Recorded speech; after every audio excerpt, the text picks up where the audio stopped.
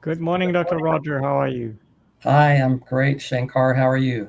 Yeah, me too. Me too. Um, the title of our show today is "Do you know the law of the lid?" And that might come to as a surprise to some of you. But what you have to understand is that Dr. Roger, as an expert in DPC and how it applies to business, has to constantly also think about how does business work? How does my business work? How do my clients' businesses work so that you can help effectively? Because I truly believe, and I see that all the time, that you have a deep understanding in medicine, but also in business. So you wanted to share this principle, the law of the lid, today with the community as inspiration and also a lesson for those of you who haven't heard it yet. So Great. if you would, Dr. Roger, explain it to us.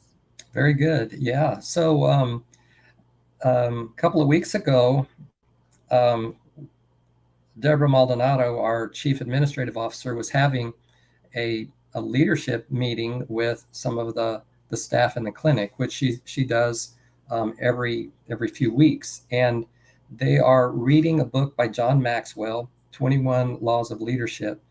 And so that's where this comes from. The law of the lid is one of the principles discussed in this book. And basically, what it says is that a business cannot grow past the level of leadership of the leader or the owner. And if you think about it, it kind of makes sense. But it's something that a lot of folks might not be aware of as they're trying to grow their business. They might get their business started and spun up and sustainable at a certain level, but they might they might be struggling to grow. Mm-hmm. So the law of the leadership would teach them that they need to grow in leadership personally themselves in order to expand their business. And so that's a great reminder for me and you and anybody that is a business owner or a leader in any field, to always continue to be personally growing, right? Yeah, I love that. And if you think about it, for you to be one of the pioneers in DPC, you had to be, as a medical business person, you had to definitely implement the law of the lid because you had to grow as a leader internally, as you said earlier. And that means being willing to try new things to solve old problems that have never been solved quite effectively. And that is really what direct primary care brings to a business. So would you say that if someone wants to apply the law of the lid, you can help them do that in the aspect of how they take care of their employees with direct primary care? That's a good question, and I'm glad you kind of brought it back home that way, because if if a business owner is struggling and looking for solutions in these crazy times that we're living in now, with high cost of materials and and labor shortages, people shortages, and then the high cost of providing health insurance for their company. Well, it might be a good idea for that leader, that business owner, to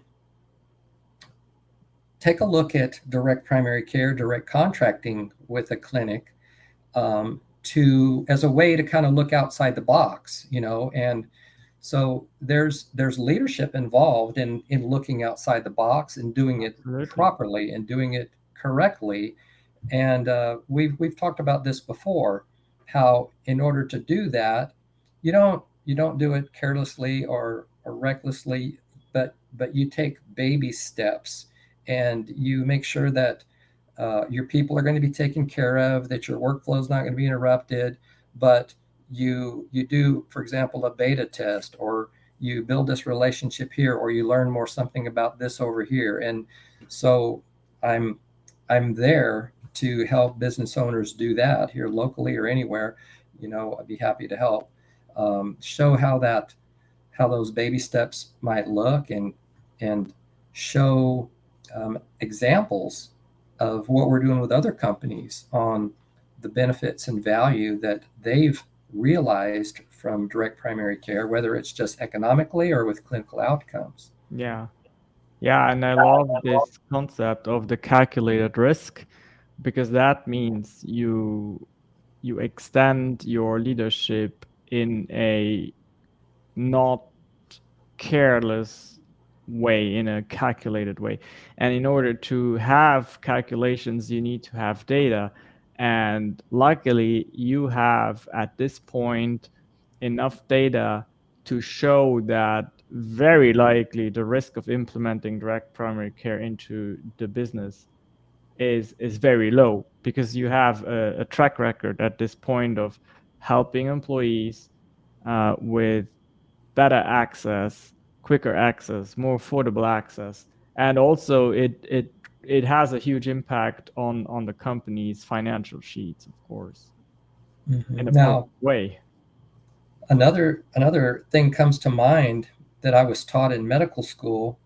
I was in my first or second year of medical school, and we were all, as medical students, very impressionable, and we looked up to our physician mentors back then, like they almost like walked on water, like, gosh, I wish I knew all that he knew and could do what he does, and take care of patients like that.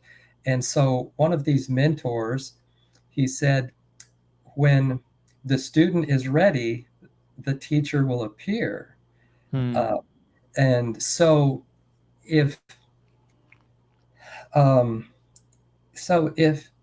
this kind of relates to leadership, so if the business owner is looking at how to grow his business and or improve the bottom line, or provide better care, better access to affordable care for his employees, so then his mind is like open and prepared.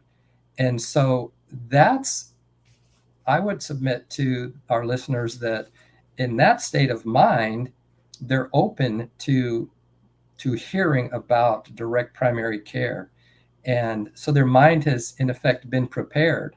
So then what we talk about will be, okay, well, that makes sense. And then they'll have good questions to ask. Well, what about this? Or how does that work? Or how's that going to affect this?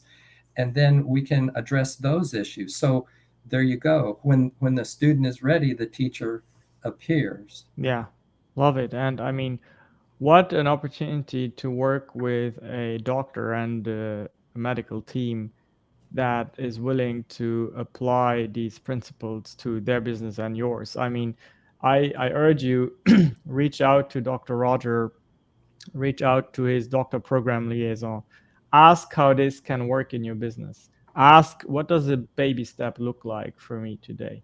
Go to the website. The address is blendedindirectmedclinic.com/employer-solutions, and see all the work that is already out there, all the case studies, the testimonials, and just give it a try. Thank you for educating us today, Dr. Roger, in life lessons and business lessons, really. And we'll make sure, if people have questions, again, put them in the comments. We'll make sure to come back next week and continue the great information that you helped disseminate. Excellent. All right. You have a great rest of your day, Dr. Roger. Everybody have a great day. Bye. Bye-bye.